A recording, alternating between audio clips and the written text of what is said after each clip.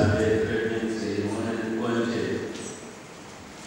qui a comme vocation, d'abord, c'est la prévention de ces accidents vasculaires cérébraux et aussi la prise en charge curative de ces pathologies, surtout quand on est alerte. Nous avons cette notion d'urgence d'agir tôt, à temps, pour pouvoir minimiser toutes les complications et aussi faire la prévention d'éventuelles récidives. Avant d'assister à cette conférence, je n'ai pas vraiment de notions sur l'AVC car je suis un étudiant en 3e année, on vient à peine de commencer. Mais grâce à cette conférence, j'ai pu apprendre beaucoup des affections telles que les AVC et j'ai pu avoir des notions vraiment sur l'AVC. Par rapport à la conférence, nous avons pu retenir en tout cas certains points. Les AVC sont des affections en tout cas qui touchent toutes les classes sociales. Nous avons eu à connaître 2 types d'AVC, les AVC ischémiques et les AVC hémorragiques.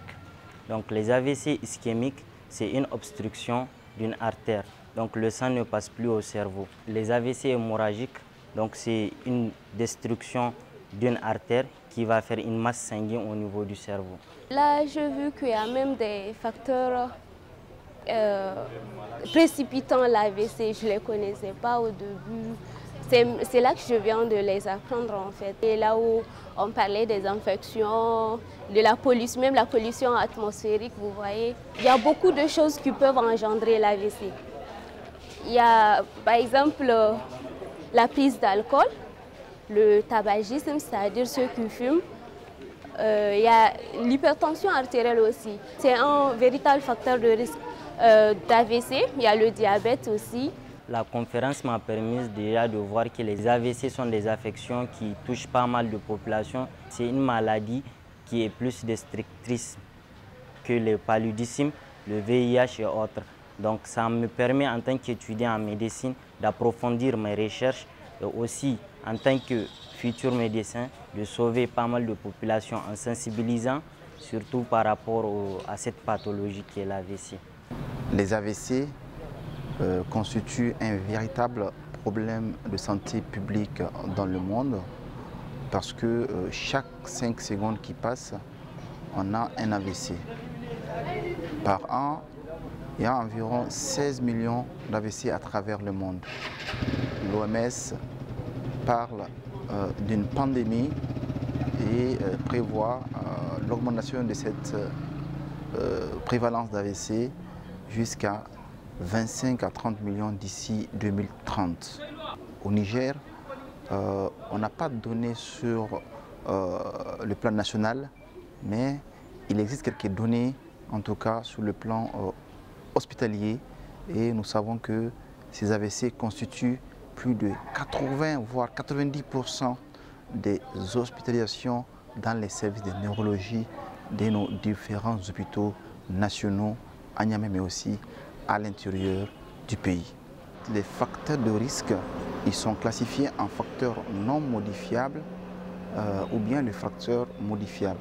Les facteurs non modifiables, c'est les facteurs sur lesquels nous, médecins, ne pouvons pas agir, entre autres l'âge.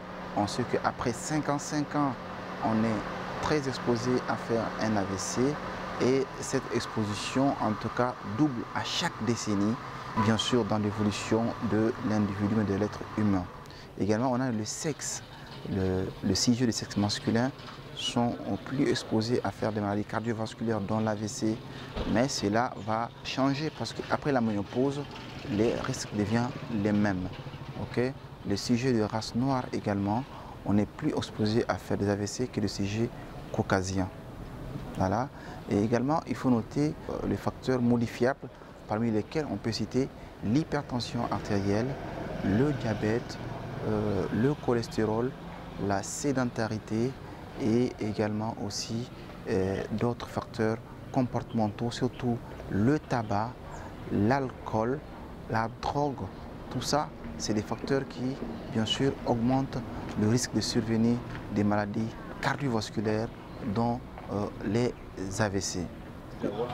La prise en charge des AVC constitue un véritable course contre la montre. Et cette prise en charge doit être faite dans un délai qui est très étroit, 4h30 du début des symptômes.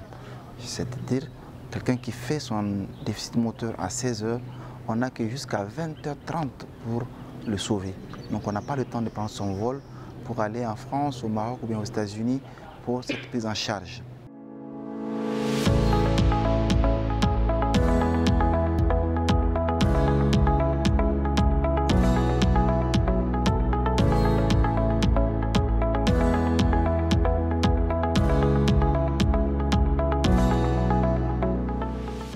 Comme aujourd'hui, c'est la journée mondiale de l'AVC. Je suis venu dépister pour voir mon état de santé. C'est la première fois que je me suis dépisté aujourd'hui. Bon, avant, je me voyais comme j'étais très jeune. Donc, je pensais que je ne peux pas avoir l'AVC de mon avenir même. Mais maintenant, comme l'AVC a commencé, je pensais que je vais venir me dépister pour voir la progression même de mon état de santé. Ça va parce que j'ai 0,83. Donc, ils ont dit que dans 5 ans, je peux avoir 3,4 et dans 10 ans, je peux avoir 8,10. Donc, maintenant, Dieu merci que je suis venu me dépister. Je peux continuer à faire des sports pour éviter l'AVC dans ma vie. Je suis soulagé parce que je vois que je suis en bonne santé pour le moment et je veux continuer à faire des sports pour éviter l'AVC. Vraiment, on est surpris parce qu'on pensait ne pas avoir beaucoup de personnes. En gros, on s'est donné l'objectif comme 100 personnes aujourd'hui seulement. Mais on est à 1 heure d'ouverture, là on est à plus de 30. Donc c'est vraiment la population a répondu massivement et on va continuer jusqu'à la fin de la journée.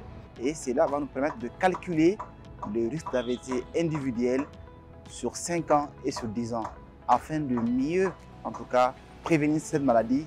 On donne des conseils, on oriente ces patients ou bien en tout cas ces volontaires qui se sont fait dépister vers des spécialistes pour que, en tout cas, ils reçoivent un traitement adapté, optimal pour prévenir les maladies cardiovasculaires. Je pense que ce n'est pas seulement lors de grandes journées, mais on va continuer en tout cas à faire ces genres de campagnes de dépistage de masse afin de détecter beaucoup de cas, mais aussi surtout les orienter pour qu'ils puissent avoir des traitements optimaux afin de mieux prévenir les maladies cardiovasculaires dont les AVC.